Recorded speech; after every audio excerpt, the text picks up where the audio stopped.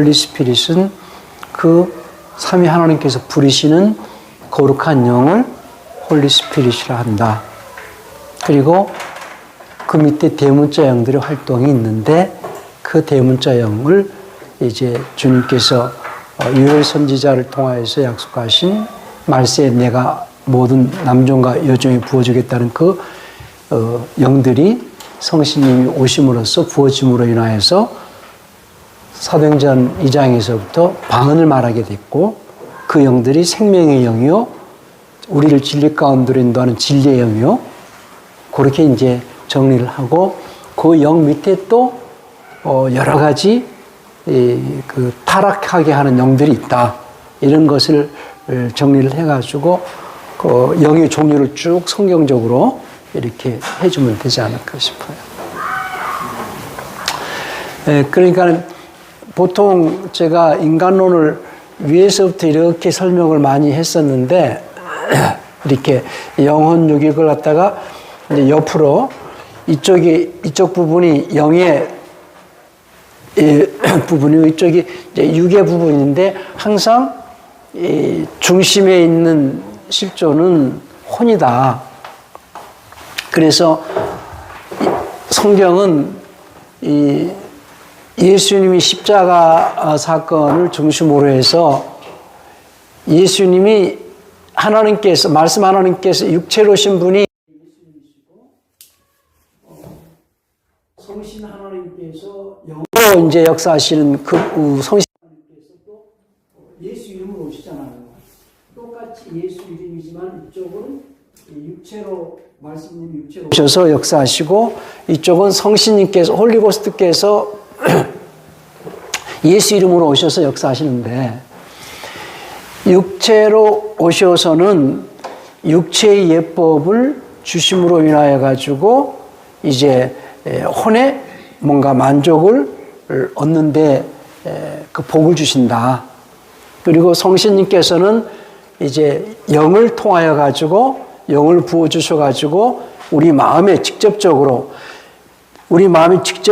주님의 그 평강을 주셔가지고 이 평강을 붙잡고 있을 때는 육신적인 모든 그 환경적인 문제들이 열려지게끔 그렇게 역사하신다. 이런 관점에서 그래서 이제 할례라는 것은 육적인 표면적인 할례가 있지만은 이제 이 신약에 와서는 내면적인 할례, 마음의 할례를 하라는 거죠. 그러니까 육적인 복이 있고 영적인 복이 있는데 어쨌든 육체를 통하여서 그 복을 누리는 것은 혼이고 이 내 영을 통하여서 복을 누리는 것도 혼인데 육을 통하여서 누리는 복을 육적인 복 이렇게 표현하고 영을 통하여서 누리는 복을 영적인 복 이렇게 얘기를 한다는 거죠. 성경은. 그래서 요 두 가지를 이렇게 나눠서 인간은 이제 지, 정, 의가 있고 여기 생각과 요 마음과 정신인데 마음보다 깊이 있는 게 양심이고 양심하고 가장 가까이 있는 것이 영이다. 영이다. 근데 인간의 영은 하나님께서 보내시는 그 영을 이렇게 영과 합하여 줄 수 있는 영이다. 그래서 주와 합할 수 있는 것은 영을 통해서 주님과 합하게 된다. 이런 표현을 했고요. 그래서 양심을 깨끗하게 하는 거.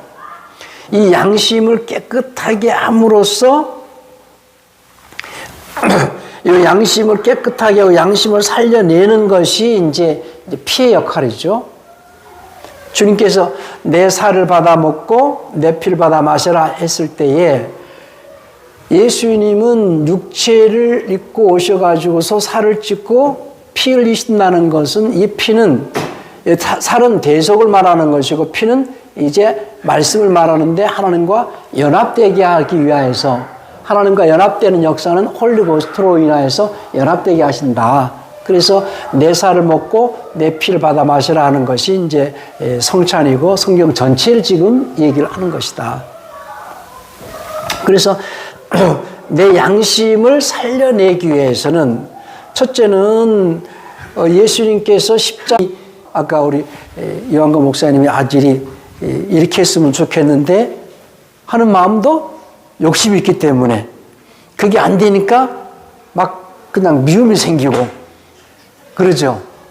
아버지 욕심으로는 이걸 이렇게 했으면 좋겠는데 그렇게 안 해주면은 막 그냥 미움이 생기고 화가 나고 결국은 욕심으로부터 모든 것들이 시작되는 거거든요. 그래서 욕심이 잉태한 즉 죄를 낳고 죄가 장성한 즉 사모를 한다 그랬기 때문에 요 양심을 깨끗하게 하는 것이 진리에 순종할 때 깨끗하게 된다. 전부 이 논리다, 이 원리다 하는 얘기를 하는 거고요. 그래서 이제 요 차원에서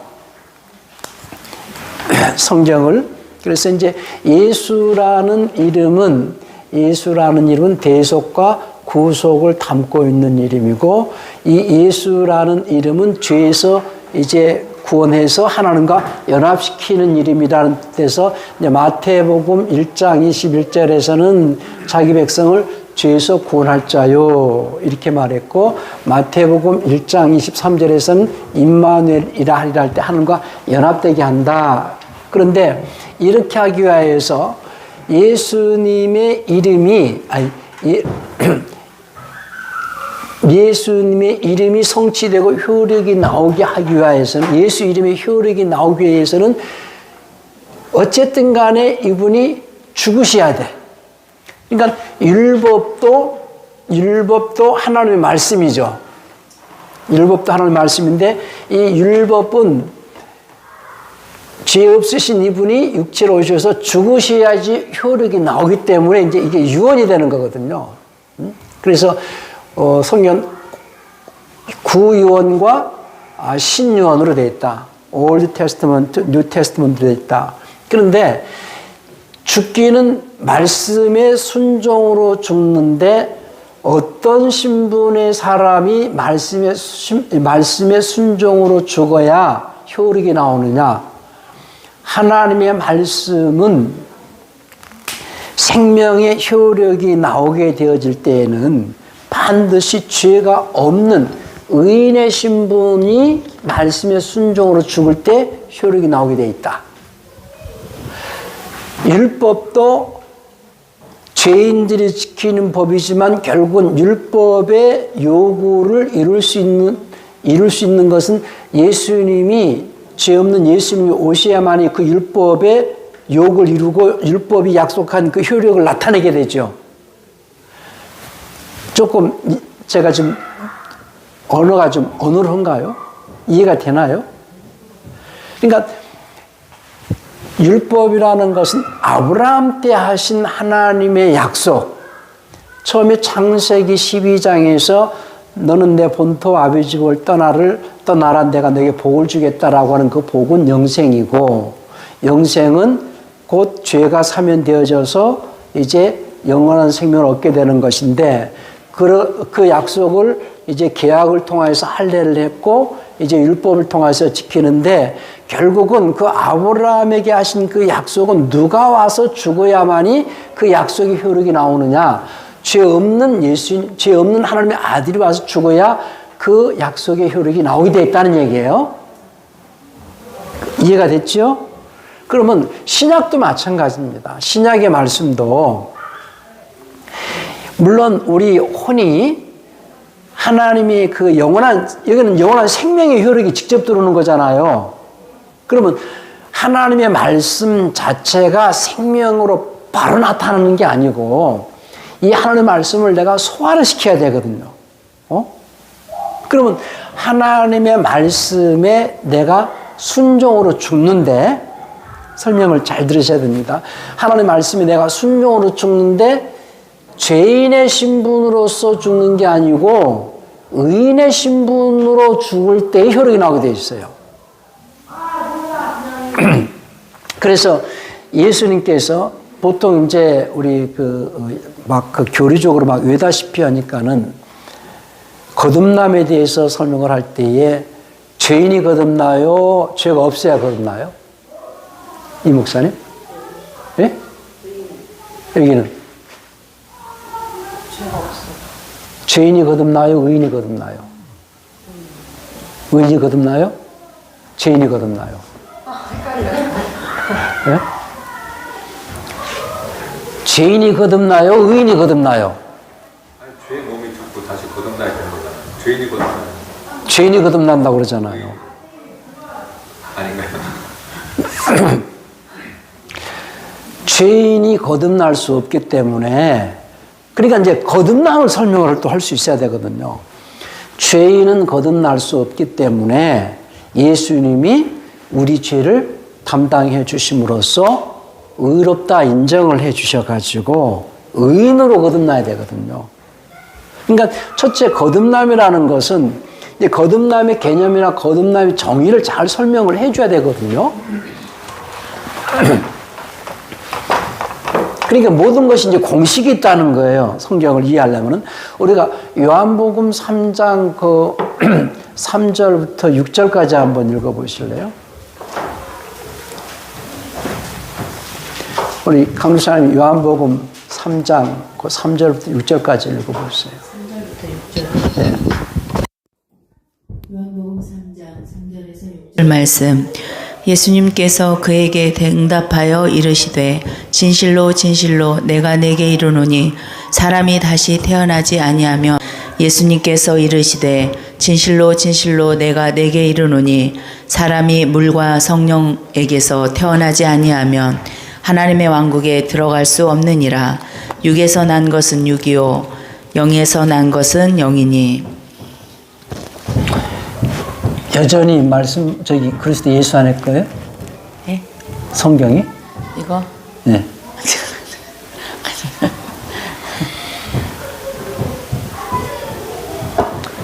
그러니까는 거듭남이라는 것은 다시 태어난다는 거거든요. 그러면 인간의 구조가 영과 혼과 육으로 되어 있는데, 예? 그러니까 한번 육의 몸을 벗고 영의 몸을 입고 한번 태어난다는 거죠. 그런데 영의 몸을 입을 때에 이 혼이 변화되지 않고, 혼이 인격이면은 인격이 신격으로 바꿔져 가지고 영의 몸을 입고 태어나는 것이 생명의 부활이고, 예? 이 인격이 신격으로 바꿔져 가지고, 그래서 이걸 갖다가 이제 인격적 변화, 이걸 갖다가 성화 이렇게 얘기하거든요. 성화. 인격이 신격으로 바꿔지는 이 성화가 되어져서 성화의 완성은 거룩함이고, 거룩이라는 열매로 딱 맺혀서 영의 몸을 입고 태어나면 생명의 부활이요. 그런데 이 인격이 전혀 변화가 되지 않고 영의 몸을 입으면 이제 심판을 받기 위한 부활이다 하는 얘기예요. 그래서 서두에서 3장 5절에서 물과 3장 5절에 돼 있어요.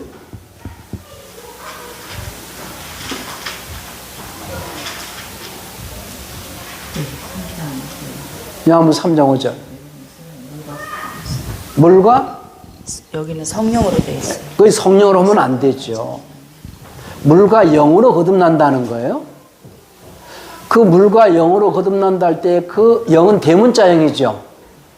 그렇죠? 물은 소문자 오러예요. 그러면은 물은 말씀을 의미하는 거고, 그 말씀에 순종할 때에 생명의 영에 의해서 변화가 일어난다는 거예요. 예? 생명의 영에 의해서 변화가 일어난다. 말씀에 순종할 때 생명의 영에 의해서 변화가 일어난다. 그래서 물과 영으로 거듭나고, 그러면서 또 그 다음에 육의 몸이 쓴즉 육으로 난 것은 육이요 영으로 난 것은 영이니, 이렇게 얘기를 했잖아요. 그러니까 육의 몸을 입고 난 것도 있지만 영의 몸을 입고 태어나는 게 또 있다. 영의 몸을 태어난다는 그 얘기는요, 그걸 구별을 잘 해줘야 되거든요. 3장 5절에서는 물과 영으로 거듭나는 것은 혼적인 부분을 말하는 거고, 육의 몸이 있으니 육으로 난 건 육이요 영으로 난 것은 영이니 할 때에 육의 몸이 있은즉 영의 몸도 있느니라, 이 말이거든요. 지금 고린도전서 15장 42절인가요? 44절, 42절부터 44절까지 한번 보세요. 44절 같은 15장 44절 보세요. 44절이요? 네. 고린도전서 15장 44절 말씀. 본성에 속한 몸으로 뿌려지고 영에 속한 몸으로 일으켜지나니 본성에 속한 몸이 있고 영에 속한 몸이 있느니라. 그러니까는 다른 말로는 육의 몸이 있으니 영의 몸도 있다. 내추럴 바디와 스피리추얼 바디를 얘기를 하는 거예요, 지금. 예? 그러니까 너무 그냥 막 풀어가지고 그냥 가능하면 개혁성경에 익숙했으니까 어느 정도 그런 것을 좀 맞춰서 번역을 했으면 좋겠는데 너무 그냥 생경감 있게 해놔가지고 육의 몸이 있은즉 영의 몸이 있다라는 것은 곧 육으로 난 것은 육이요 영으로 난 것은 영이니 이 말이거든요. 육의 몸을 벗고 영의 몸을 다시 입을 때에 육의 몸을 벗고 영의 몸을 입고 태어나는 것이 다시 태어나는 것인데 그때는 내 인격이 신격으로 바꾸어져서 태어나야지 그렇지 않고 바꾸어지지 않고 태어나면은 결국은 이자는 심판의 부활을 받게 된다는 얘기거든요. 목사님, 여기 이 성경에는 예. 본성적인 몸이 있고 영적인 몸이 있다. 그러니까 자연인의 몸이 있고 자연인의 몸은 육의 몸이 있다는 거예요. 차라리 개혁성경대로 육의 몸이 있고 영의 몸이 있다. 그러면 더 이해하기가 더 쉬워요. 본성에 속한 몸. 예? 그러니까 내추럴 바디가 있고 스피리추얼 바디가 있다는 거죠. 인간은 누구나 내추럴 바디를 가지고 살아가다가 언젠간 이걸 벗는다는 거예요.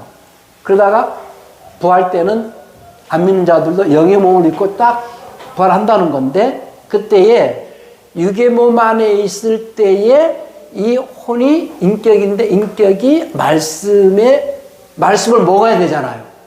내 인격이 내 마음이잖아요. 근데 내 마음 대신 누구 마음 먹고 살아가라는 거예요? 예수님의 마음 먹고 살아가라는 거잖아요. 예수님의 마음 먹고 살아가면은 생명의 영으로서 이거 갖다가 자꾸 변화를 시켜준다는 거예요. 그래서 육의 몸을 벗고 영의 몸으로 입는 것은 이례적 변화지만 육체 안에서 내 인격이 날마다 성화되어지는 것은 연속 변화다라는 거예요. 연속 변화. 날마다 새롭게. 그러면은 보통 신학적으로는 중생은 이례적이라고 가르쳐요? 연속적이라고 가르쳐요? 목사님? 이례적이라고 가르치거든요. 거듭났기 때문에 완성된 것도 말을 하거든요. 죄인이 성화되느냐, 죄가 없어야 성화되느냐 하는 얘기예요. 죄인이 성화돼요, 죄가 없어야 성화돼요? 죄가 없어요. 성화가 안 되죠. 그렇죠. 그러니까 죄인이 거듭나는 게 아니라는 얘기예요. 예수님이 제가 아까 베드로전서 4장 1절에서 마귀 하나님과의 관계가 이렇게 끊어지고 마귀로부터 죄가 이렇게 들어오는 이 죄를 예수님이 육체로 오셔서 고난을 통해서 끊어버렸다고 그랬잖아요. 예? 예수님이 육체로 오셔서 죄가 끊어지지 않았다면은 계속해서 죄가 공급이 될 거 아니겠어요? 그럼 성화가 안 되잖아요. 예? 그러니까 1차적으로 예수님이 육체로 오셔서 죄를 그쳤으니 베드로전서 4장 1절에요. 죄를 그쳤다는 거예요. 그러나 죄가 그쳐졌지만 이미 여기 혼에 들어와 있는 이 죄를 갖다가 성화시킨다는 날마다 씻어야 된다는 거예요. 예? 그럼 이 마귀와 연결되어져 있는 죄인의 신분으로서는 성화가 안 된다는 거예요. 거듭날 수 없다는 거예요. 이해가 됐어요? 마귀와의 관계를 죄로 그치고 난 다음에 말씀으로 씻으라는 거예요. 여기에 성화거든요. 그러니까 하나님의 아들로서 거듭나는 것, 인격이 신격화되어지는 것은 죄인의 신분이어야 돼요? 죄가 없어야 돼요? 죄가 없어야 된다는 거예요. 그래서 죄인은 거듭날 수 없다는 거예요. 이해가 되셨죠? 설명할 수 있어요? 그러니까 거듭남이라는 것은 하나님의 말씀은 구약의 말씀도 효력이 나오려면 죄가 없는 분이 와서 죽으셔야 효력이 나오고 신약의 말씀도 이게 생명의 효력이 나오기 위해서는 예수 안 믿는 자들이 그 말씀을 지킬 수도 없지만 지킨다고 해서 생명의 효력이 나오는 게 아니다 그 말이에요. 네? 그들이 예수님이 우리를 살리셨고 예수님이 우리의 구세주시라는 걸 믿는다. 그러면 믿든 안 믿든 간에 예수님의 말씀은 죽어야 효력이 나오게 돼 있거든요. 그렇죠? 이해가 되셨어요? 그러니까 하나님의 말씀은 순종으로 죽어야만이 효력이 나오기 때문에 그 말씀이 유언의 말씀 말이에요. 그래서 구유언, 신유언 이렇게 돼 있다. 유언의 말씀. 그러면 그 말씀이 내게 효력이 나오기 위해서는 나는 그 말씀의 순종으로 죽는 삶이에요. 그러니까 밥티즘이라는 것은 뭐냐면은 보통 우리가 밥티즘을 갖다가 침례 또는 세례 이렇게 번역을 했는데요. 밥티즘은 예수님이 최초로 죄 없는 신분으로 죽으셨다는 거예요. 밥티즘이라는 것은 물에 잠기는 건데 그 물에 잠길 때에 말씀의 순종으로 죽겠습니다라는 고백이거든요. 말씀의 순종으로 죽겠습니다. 그러면 요한에게 밥티즘을 받을 때에 요한이 요단강에서 밥티스마를 주었을 때에 그 많은 유대인들도 있었죠. 그러나 예수님이 요한에게 밥티스마를 받으셨을 때에 예수님의 신분은 죄가 없는 하나님의 아들의 신분으로 받으셨고, 그때 성령이 이렇게 임했다라고 하는데 그 성령이 대문자 스피릿이에요, 그냥. 맞죠? 예? 대문자 스피릿이에요. 생명의 영이 임했다는 거예요. 생명이 그때, 그러니까 의인이 아버지의 말씀에 순종으로 죽을 때 생명의 역사가 있다는 거예요. 근데 그 전에 요한이 유대인들에게 밥티스마를 줄 때 성령이, 그 영이 임했지 않았어요? 임하지 않았거든요. 그러니까 이제 사도행전 19장에 보면은 바울이 복음을 전하면서 너희가 믿을 때 성령 받았느냐고 묻잖아요. 19장 1절부터 6절까지 한번 보실래요? 그 성경 말고 차라리 개정을 봐. 개역 한글을 보세요. 19장 1절부터 6절까지.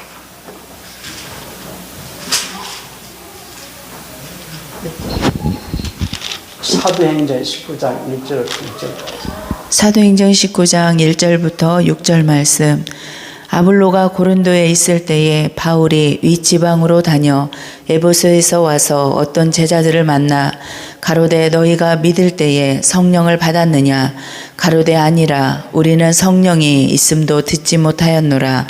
바울이 가로되 그러면 너희가 무슨 세례를 받았느냐? 대답하되 요한의 세례로라. 바울이 가로되 요한이 회개의 세례를 베풀며 백성에게 말하되 내 뒤에 오시는 이를 믿으라 하였으니 이는 곧 예수라 하거늘 저희가 듣고 주 예수의 이름으로 세례를 받으니 바울이 그들에게 안수하매 성령이 그들에게 임하심으로 방언도 하고 예언도 하니. 12사람쯤 되더라? 예? 12사람쯤 되더라. 그렇죠. 이게 세례로 번역했는데요. 밥티스는 침례도 아니고 세례도 아니고 그냥 물에 잠기는 건데 그 물은 하나님의 말씀에 순종으로 죽겠습니다라고 들어가는 것이 밥티스입니다. 근데 요한의 똑같이 요단강에서 밥티스를 유대인들한테 줬을 때에 요한의 밥티스는 뭘 의미하냐면 율법 아래에서 살아왔던 죄인입니다라고 고백하는 밥티스이거든요. 그러니까 마지막 선지자가 요한이잖아요. 구약의 선지자들이 이스라엘에게 지도했던 그 말씀은 율법이잖아요. 율법의 지배하에, 율법의 지도하에서 우리는 살아왔는데 왜 율법을 지키며 살아왔느냐? 우리는 죄인이기 때문에 메시아를 기다립니다. 라는 의미거든요. 그러니까 요한은 이제 내 뒤에 오시는 그분이 메시아다라는 걸 알려주기 위해서 이들한테 빨리 자기 신분을 상기시켜 주는 거예요. 나는 죄인입니다 라고 고백하라는 거예요. 왜? 예수님은 죄인을 찾으러 왔어요? 의인을 찾으러 왔어요? 하나님은 세상에서 죄인을 찾으세요? 의인을 찾으세요? 네? 졸지 말고 대답을 잘하세요. 하나님은 세상에서 죄인을 찾으세요? 의인을 찾으세요? 의인을 찾으세요. 근데 의인 없는 날이 하나도 없다 그랬어요. 그래서 예수님을 보내신 거 아니에요. 그래서 예수님이 찾으러 오는 대상은 죄인이에요. 그럼 예수님이 죄인을 찾으러 오시니 죄인이라고 빨리 고백해라. 우리 죄인인 것을 잊지 말아야 된다. 죄인을 고백하라. 그러기 위하여서 지금 자기들이 죄인이라는 것을 고백해야 된다는 죄인의 신분을 상기시키기 위해서 요한이 외치는 것이 뭐였어요? 회개하라는 거예요.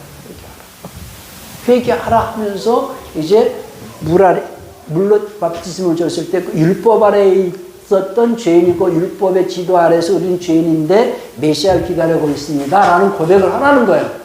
근데 바리새인과 서기관들이 목에 힘주고 쓱거리고선 자기들이 마치 의인처 하니까 요한이 뭐라고 외쳐요? 이 독사의 자식들아, 누가 너에게 회개했다면 와라. 이 돌들로도 아브라함 자손 만들 수 있다. 그래서 회개하고 오라는 거예요. 왜? 메시아는 죄인을 찾으러 오는데 내 뒤에 메시아가 기다리고 있다. 오신다. 그러니까 요한의 바티즘은 죄인이 말씀에 순종하는 삶을 살면서 메시아를 기다리는 죄인의 신분입니다라고 하는 자들에게는 성령이 안 오시고, 예? 그러니까 요한의 바티즘 줄 때 성령 받아야 안 받아요? 성령이 안 오셨잖아요. 그런데 언제까지 그들이 요한이 그들에게 바티즘을 주느냐? 죄 없는 이가 오실 때까지. 그 죄 없는 이는 뭘로 입증이 되느냐? 영이 임하는 거. 그래서 예수님이 이제 죄 없는 분으로 오신 거잖아요. 그러니까 아까 사도행전 19장에서 요한의 이름으로 받았다는 거예요. 그들이 성령을 받았느냐고 물을 때 우리 성령 있음도 듣지 못했다. 누구 이름으로 침례받았냐 묻죠. 그러니까 누구 이름으로 받았다고 그래요? 요한의 이름으로. 그 요한의 이름으로 침례받을 때는 죄인이라는 죄인의 신분한테는 안 온다는 거예요. 죄 문제가 해결되어져야만이 온다. 그 죄 문제 누가 해결하시느냐? 예수님이 십자가에서 죽으심으로써 해결했다는 거예요. 그 사실을 믿는 자들, 예수님이 메시아로 오셨고 모든 인류를 죄에서 다 사면해 주셨다는 사실 믿는 자들, 이들이 이제 산자들이죠. 이 믿는 자들을 하나님께서는 의롭다 칭하신다고 로마 3장 26절에 말씀하셨기 때문에 예수를 믿는 의인의 신분으로서 이제 물속에 들어가는데, 그래서 로마서 6장 3절부터 5절까지 내용은 예수님과 같이 함께 심겨져 있다면 이런 표현이거든요. 예수님과 같은 신분으로서 말씀에 순종하고 있다면 이런 말이거든요. 요한복음 6장 3절부터 5절까지 한번 보시고요. 로마서 6장 3절부터 5절입니다. 예수 그리스도 안으로 침례를 받은 우리가 그분의 죽음 안으로 침례를 받은 줄을 너희가 알지 못하느냐. 그러므로 우리가 죽음 안으로 예수와 함께 죽었노라, 예수와 함께 살았노라, 이렇게 옛사람이 죽어요? 새사람이 죽어요? 6절에서 그랬잖아. 예. 옛사람이 그 함께 십자가에 서연된 것은 주의 몸을 들어가야 더 이상 우리가 주의 몸으로 가지 않다. 옛사람이 죽은 거죠. 6절은 옛사람이 죽는 거예요. 6절은 옛사람. 그러니까 옛사람은 십자가에서 죽은 거예요. 그렇죠? 예수와 함께 죽는다라는 것은 옛사람이 죽는 게 아니에요. 죄 사면 받은 자가 의인의 신분으로서 먼저 그렇게 얘기를 하거든요. 자, 3절부터 5절까지만 보세요. 3절부터 5절까지. 우리 저기 윤주자매 한번 3절부터 5절까지 보세요. 로마서 6장 3절. 우리 중 매우 많은 이들이 예수 그리스도 안에서 침례를 받은 것이며 그분의 죽음 안으로 침례를 받았다. 그분의 죽음 안으로 침례받았다는 거예요. 그렇죠? 그 다음에 그러므로 우리가 죽음 안으로 들어가는 침례를 통하여 그분과 함께 장자되노라. 예. 이는 그리스도께서 아버지의 영광을 통하여 죽은 자들로부터 일으켜 주신 것 같이 바로 그렇게 우리도 생명의 새로운 가운데 살아가게 하려 합니다. 예수님과 같은 죽음 같은, 예수님이 죽으신 죽음 같은 그 죽음으로 연합되어지면 그분과 같은 생명의 새로운 가운데 산다는 거예요. 거기까지는 새 사람이 죽는 거예요. 옛사람은 6절에서 죽어요. 예? 무슨 말인지 이해가 됩니까? 예수님이 죄 없는 신분으로 죽어요? 죄인으로 죽어요? 죄 없는 신분이잖아요. 죄 없는 신분이신 예수님이 죽음 안으로 들어간 것처럼 예수님과 같은 죽음을 죽을 수 있는 자는 죄인의 신분으로 죄인의 신분이 예수님 같은 죽음을 죽을 수 있어요? 죄가 없는 신분이어야 예수님 같은 죽음을 죽을 수 있어요? 죄가 없는 신분. 이해가 됩니까? 예수님과 같은 죽음에 참여하려면은 내가 죄인이어야 돼요? 죄가 없어야 돼요? 죄가 없어야 된다는 거예요. 내가 죄가 없이 예수님과 같은 죽음을 죽을 수 있기 위해서는 의인의 신분이 돼야 되잖아요. 그러니까 예수님이 나를 의인의 신분으로 바꿔놓기 위해서 십자가를 죽으신 거거든요. 그것이 6절 내용이요. 옛사람은 십자가에 죽었다는 거예요. 옛사람은 십자가에 죽었기 때문에 보세요.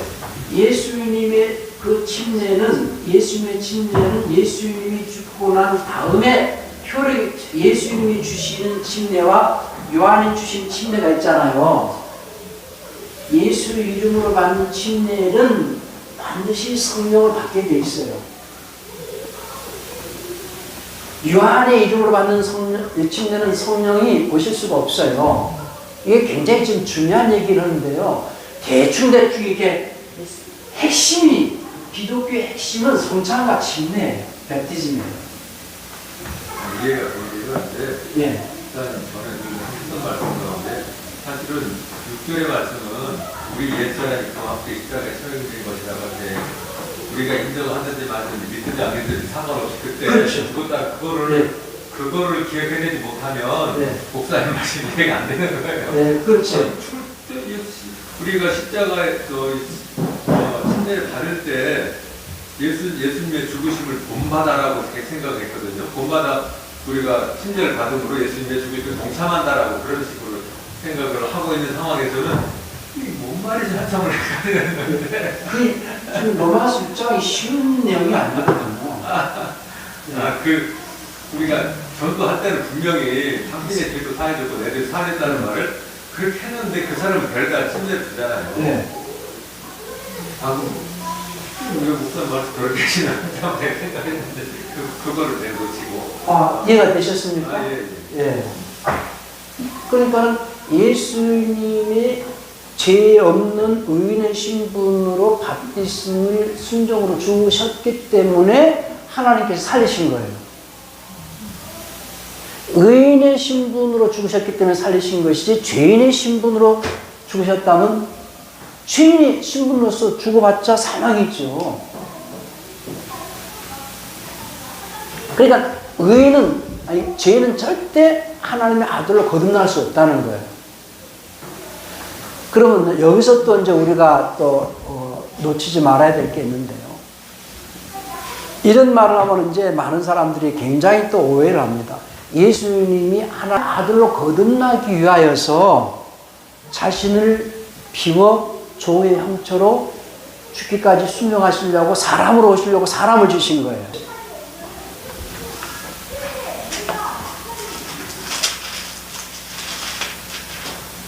진실로 그분께서는 자기 위에 천사들의 본성을 취하지 아니하시고 오직 아브라함의 씨를 취하셨다. 그 아브라함의 씨를 취하셨다.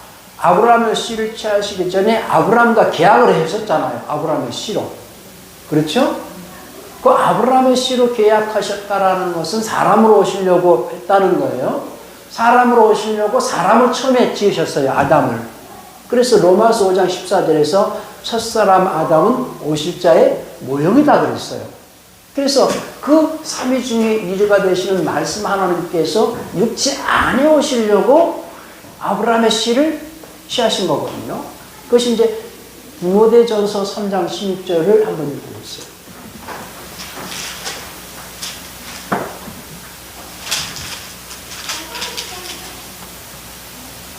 표보다 경건에 신비여 논쟁의 여지가 없도다.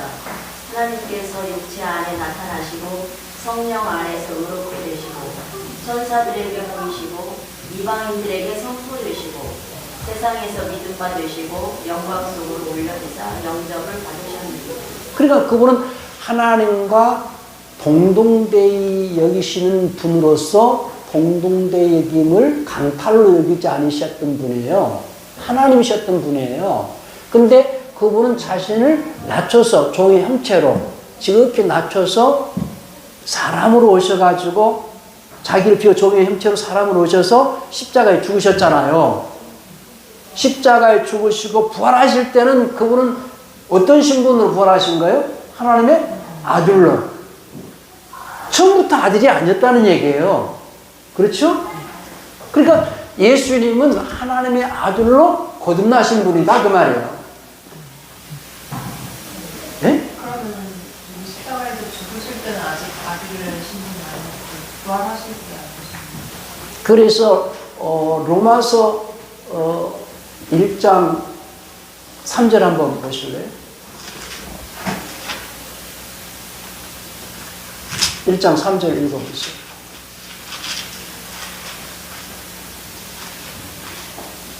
이 복음은 그분의 아들이신 예수 그리스도 우리 주와 관련된 것이라. 이 복음은 우리 주 예수 그리스도 주와 관련된 것이다. 복음, 기쁜 소식은. 그 다음에 그분께서는 육체를 따라 다윗의 씨에서 조성되셨고 거룩함의 영을 따라 죽은 자로부터 부활하심으로써 권능으로 활동된 아들이시니.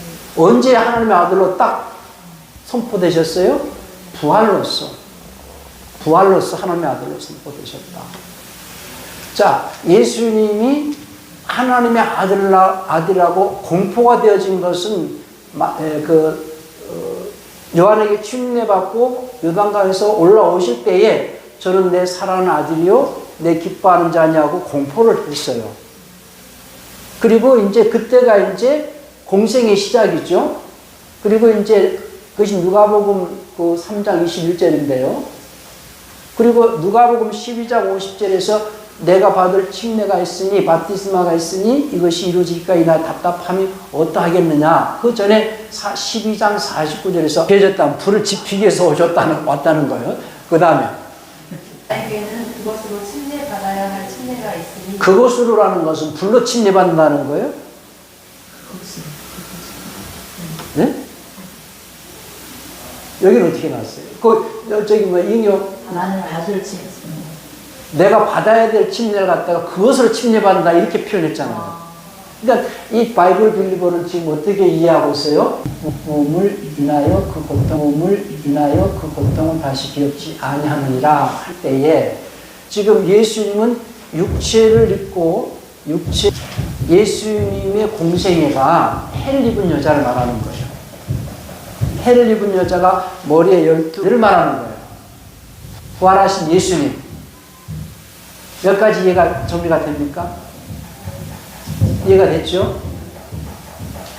그러니까 예수님도 육체 안에서 하나님의 아들로 거듭나러 오신 분이다. 예수님도 육체 안에서 하나님의 아들로 부활하셨다. 그 말이나 거듭났다. 그 말이나 같은 말이에요. 그럼 예수님이 하나님의 아들로 거듭나실 수 있었던 것, 부활하실 수 있었던 것은 죄가 없기 때문에 그래서 예수님 같은 바티즘을 받고자 예수님 같이 영합되어진 삶을 살고자 예수님 같은 바티즘을 받고자 한다. 그걸 간단하게 했어요. 마가복음 16장 16절을 밑에 되어 있어요. 저기죠. 마가복음 16장 16절 말씀. 믿고 세례를 받는 사람은 구원을 얻을 것이요. 원래는 믿고 침례를 받은 자는 바티즘을 받는 자는 구원을 받을 것이요. 간단하게 얘기하는 거예요. 예. 거의 믿고 예수님이 그리스도이신 것을 믿고 세례를 받는 자. 그리고 예수님과 연합되겠다는 고백으로 바티즘을 받는 자는 예수님이 부활하신 것처럼 나도 부활할 것이다. 그 말이거든요. 그러니까 뭐든지 하나님의 말씀이 굉장히 함축이 되어져 있기 때문에 그 함축되어진 말씀을 풀어내기 위해서 성경 전체를 갖다가 설명을 해가면서 풀어줘야 된다. 단면적으로만 보면 안 된다. 그런 의미에서 지금 이것이 어느 정도 틀이 잡혀지면 이제 역으로 이걸 갖다가 이 표를 갖다가 이제 설명을 할 때에 적용을 시킬 수 있다는 거예요. 이건 10분간 쉬었다 합시다. 그러면서 이제 15장 자를 대신하여 죽은 자를 대체하여 죽은 자로 인하여 이렇게 하니까 이해가 좀 어렵잖아요. 근데 성서협회 것을 보면 그렇게 번역해 놨어요. 우리 GDM도 그렇게 번역해 놨고요.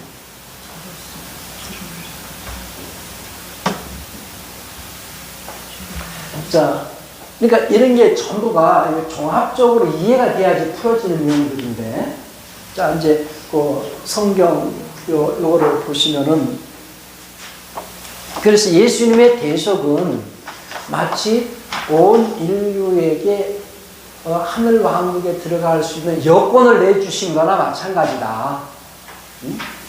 여권을 받으라는 거예요. 여권이 나왔으니까 여권을 받아가시오. 우리 갈라디아 3장 8절 한번 보세요.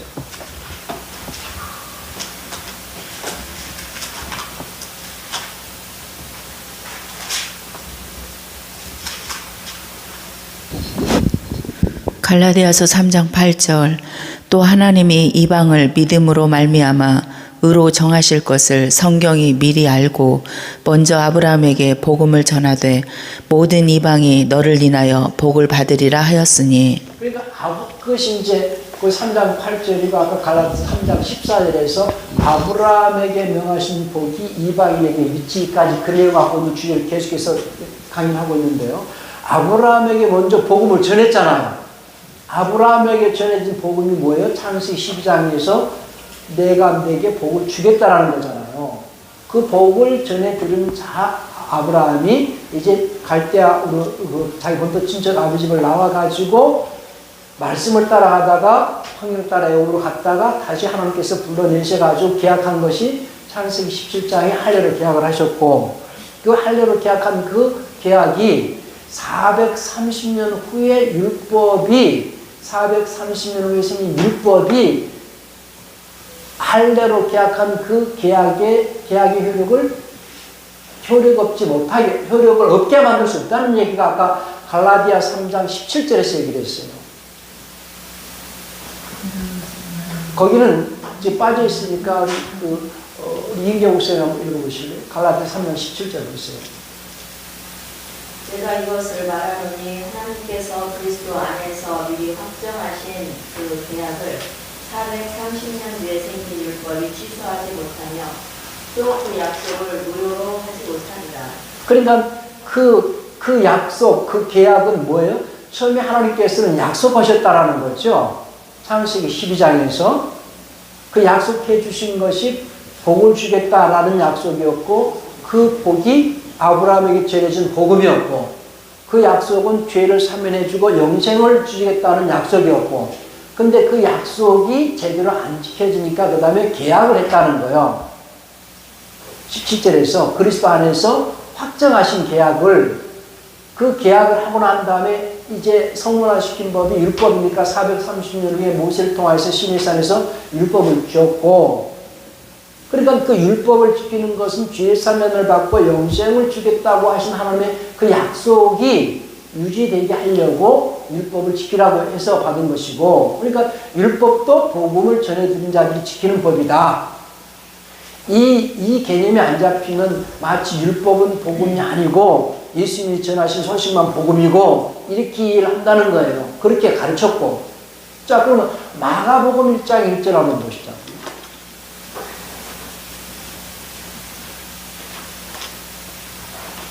마가복음 1장 1절 읽어보실래요? 마가복음 1장 1절 말씀.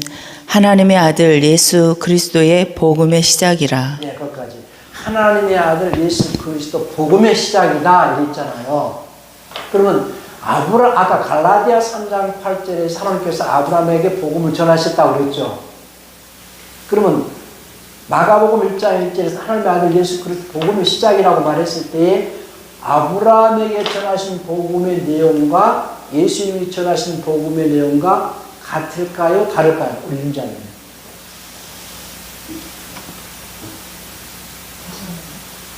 아브라함에게 복음을 전하셨다고 그랬죠. 아브라함에게 전하신 복음의 내용과 마가복음 1장 1절에서 예수 그리스도 우리 주 예수 그리스도의 복음의 시작이다라고 했을 때 복음의 내용이 같을까요? 다를까요?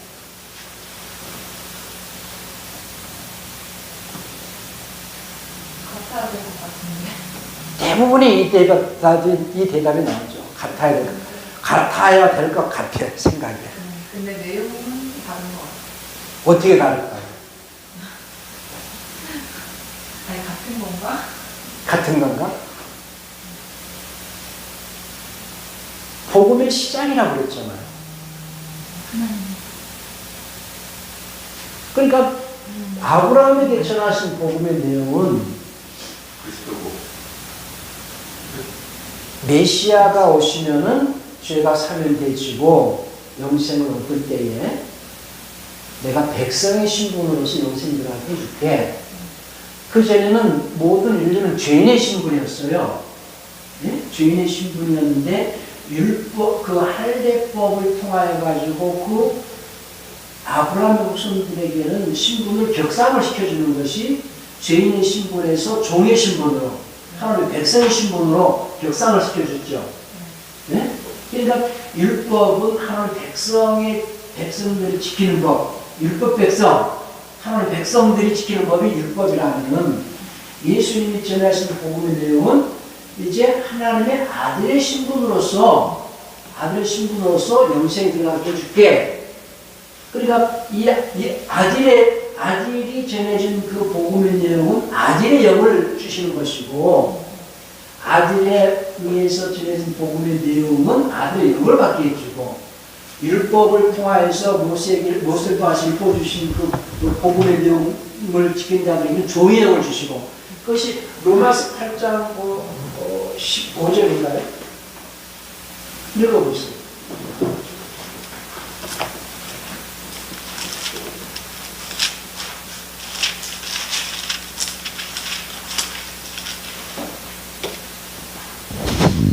로마서 8장 15절 말씀.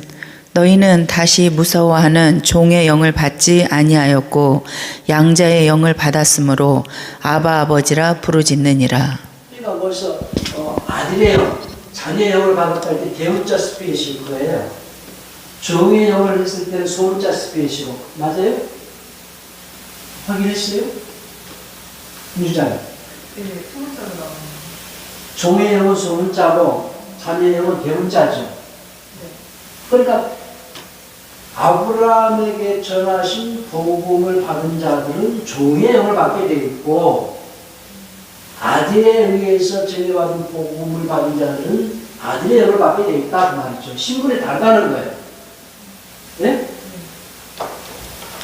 그러니까 이 그 내면적인 그 깊이 있는 내용을 이해를 해야만이 그런 것들을 설명할 수 있거든요. 그래서 표면적 유대인이 유대인이 아니요 이면적 유대인이 유대인이다 라는 표현도 이 성경의 깊이는 그러니까 율법은 겉으로 들어간 것을 육체로 보여주는 것에 대해서만 설명을 한다면은 믿음의 법은 이 속사람에 대해서 설명을 하고 있는 거거든요. 결국 구원은 육체가 구원받아요? 혼이 구원받아요? 혼이 구원받아요. 그런 관점에서 아까 베티스부터 내가 죽은 자로서 물에 들어간다 이런 표현과 연관이 있다는 거죠. 그래서 살과 피 그리고 이제 율법은 어떤 거냐 율법을 지킬 때에는 탈이 없어. 근데 안 지키면은 돌을 패 죽여야 돼. 그렇죠? 근데 믿음의 법은 지키면은 안 지켜도 탈이 없어. 율법은 어떨 때 탈이 없어요? 지킬 때 탈이 없어. 믿음의 법은 안 지켜도 탈이 없어. 근데 믿음의 법은 지키면은 능력이 나타나. 네? 안 지키면은, 율법을 안 지키면은 탈이 나고, 믿음의 법은 안 지키면은 탈이 없고, 믿음의 법 대신에 지키면은 능력이 나타나게 돼 있어요. 이거 차이가 있죠. 그렇죠. 근데 그 말씀을 지킬 때 그분도 경험할 수 있고 능력을 바꿀 수 있다는 거예요. 그리고 이제 그 율법은 이제 육체할례법이라고 했을 때에 로마서 그 2장 28절에 그리고 이제 그 육체할례법 표면적 할례 뭐 이런 얘기를 했을 때 육체를 거룩하게 하는 겁니다. 육체의 행위를 거룩하게 하는 겁니다.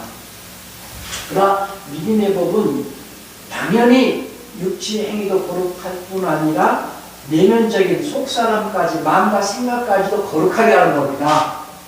그래서 법이 지금 강화가 됐어요? 약화가 된 거예요? 주님께서 마태복음 5장 20절에서 제자들에게 하신 말씀이 너희 의가 바리새인들과 서기관들보다 낫지 않으면 결단코 천국 갈 수 없다 이렇게 말씀하신 것은 바리새인들과 서기관들 곧 율법을 잘 지키는 들은 겉으로는 거룩하게 해도 속은 거룩지만은 너희는 속까지도 깨끗하게 해야 된다라는 의미에서 믿음의 법은 속까지도 깨끗하게 해야 하는 법이다 라는 얘기를 하는 거고요.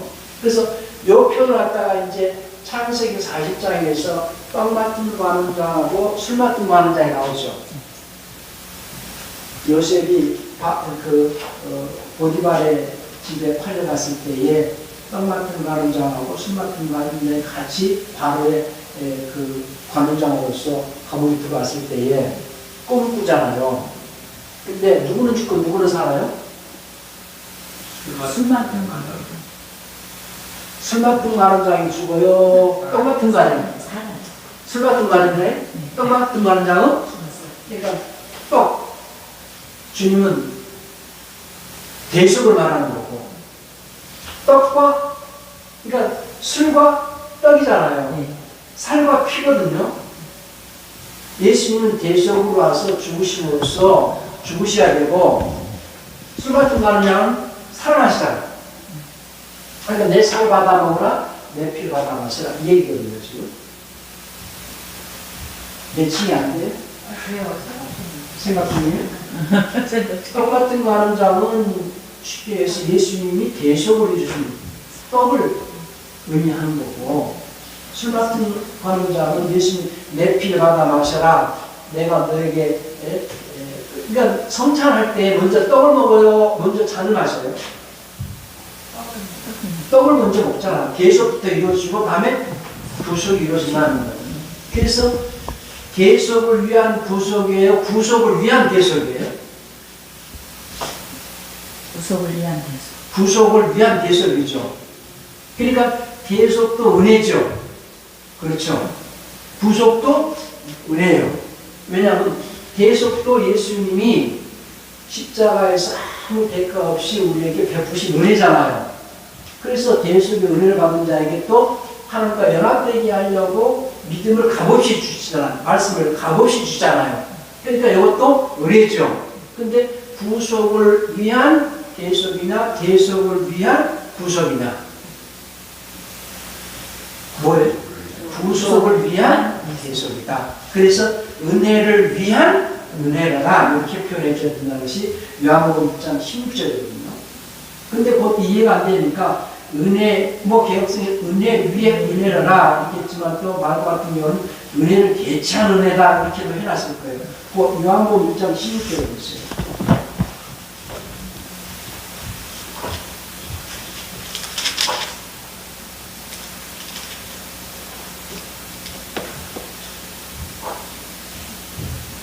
은혜니라.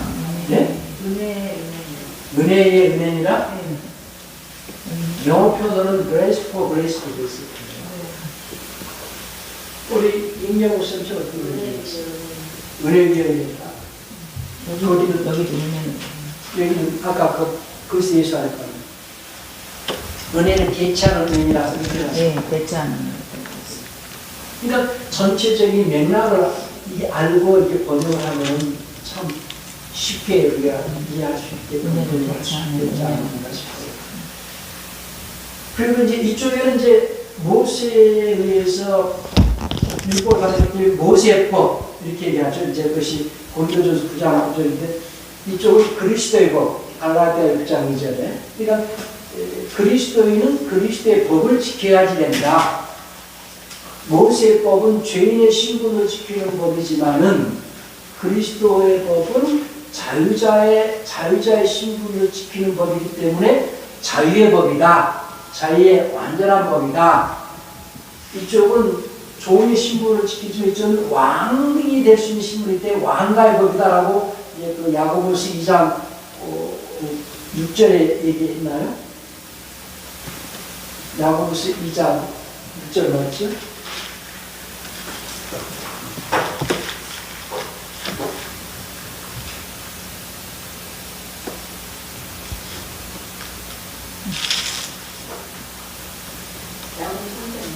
아닌데. 아니, 3장 8절이? 왕가이고 네.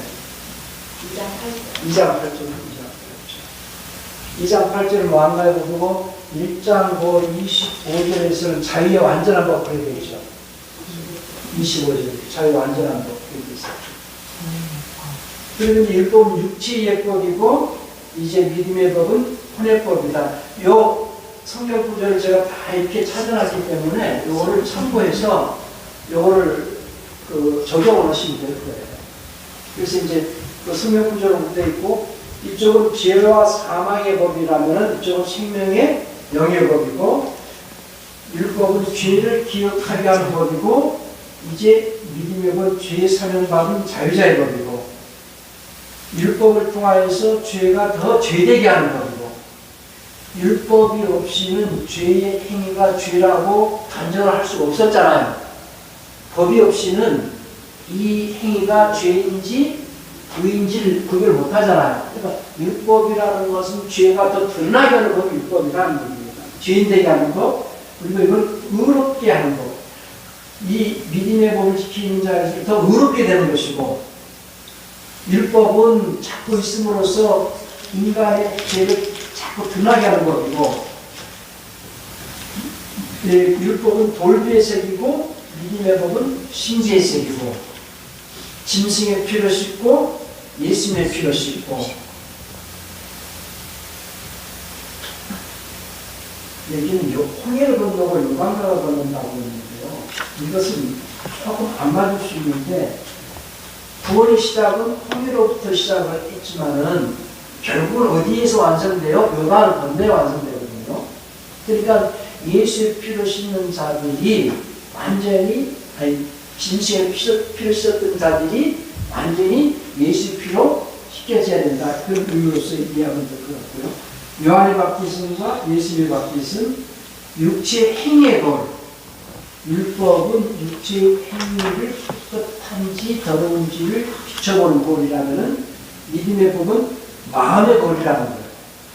그러니까 이 믿음의 법을 자기 마음에 비춰서 자기 속에 죄가 있다는 것은 누구만 알아요? 나만 알고 또? 주님만 아시고. 네. 그러니까 이제 그것이 요한일서 1장 7절부터 10절까지 내용인데요. 여기 한번 잠깐 읽고 조금 설명을 할게요. 요한일서 1장 7절부터 10절까지 한번 강의자 읽어보시고요.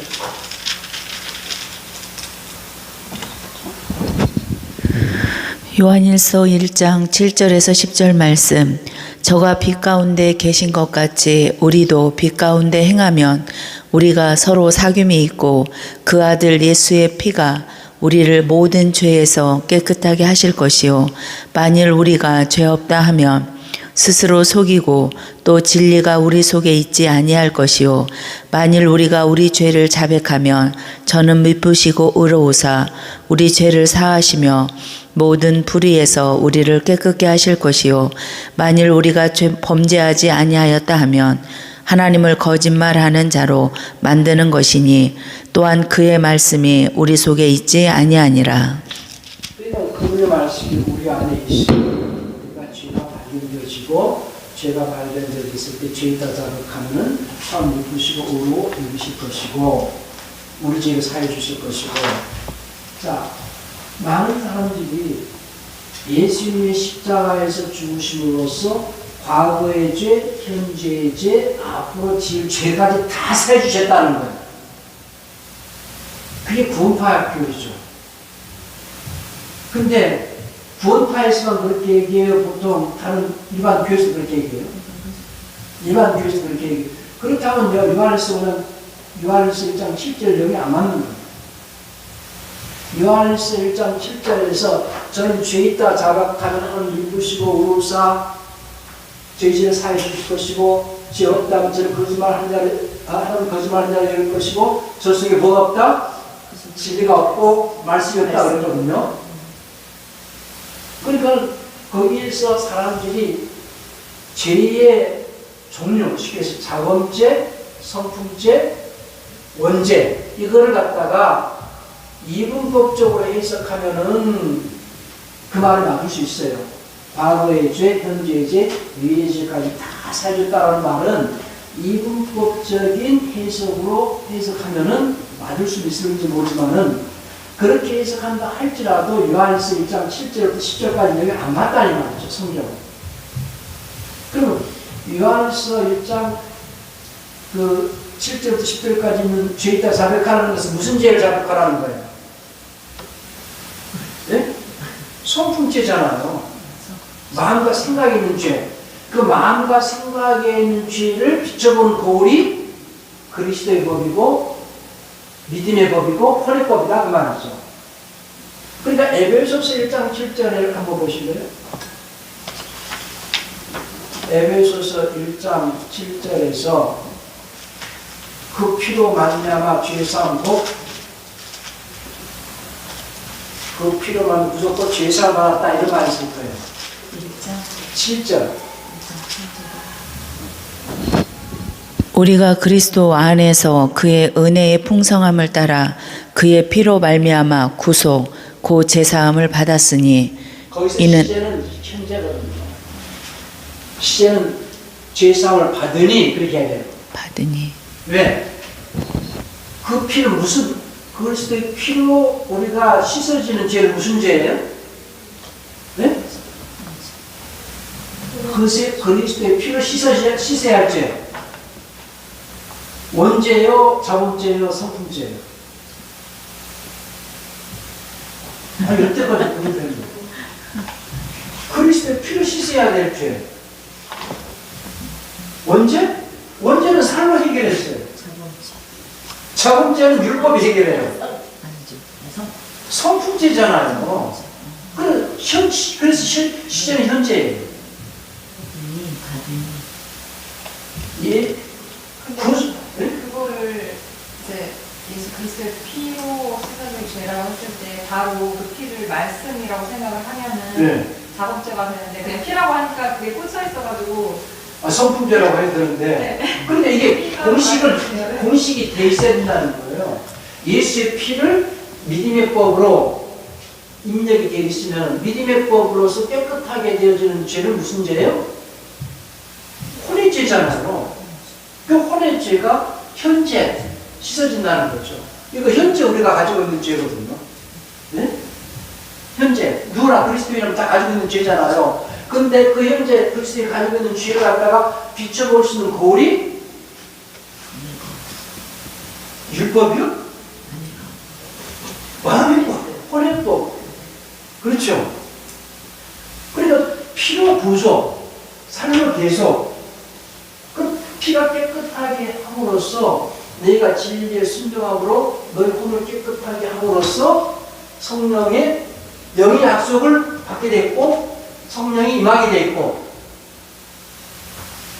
시간이 돼서 여기까지만 이것이 이제 마음의 거울이라는 얘기고요. 십자가에서 죽여서 마귀는 이제 그 망각시키려고 십자가에 달렸는데 성령에서 기억나게 하셨고 율법은 등불로서 희미하게 이스라엘을 메시아로 오시기까지 실족하지 않게 인도하는 것이고 이제 믿음의 법은 빛으로 오신 예수님이 주신 하늘께로 인도하는 법.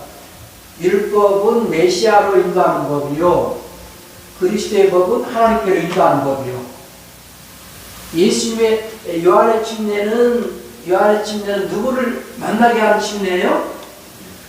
예수님을 만나게 하는 침례예요. 예수 이름으로 받는 침례는 누구를 만나게 하기 위해서 받는 침례예요? 하나님을 만나게 하는 침례예요. 그것이 요한복음 14장 6절에서 내가 길이요 진리요 생명이 나로 말미암고 아무도 아버지께로 올 자가 없다 이렇게 말씀하셨잖아요. 그렇죠. 그리고 이제 예수님의 살과 피인데 구유언의 성취고 신유언의 성취. 오늘 전면까지만 하고 말씀드리겠습니다. 다음번에는 특징을 좀 얘기하고 이제 조금 어려운 것이 역포가 조금 어려울 거예요. 일단 다음 시간에 좀 배울 거예요. 자, 우리 한번 기도하고 우리 양육사님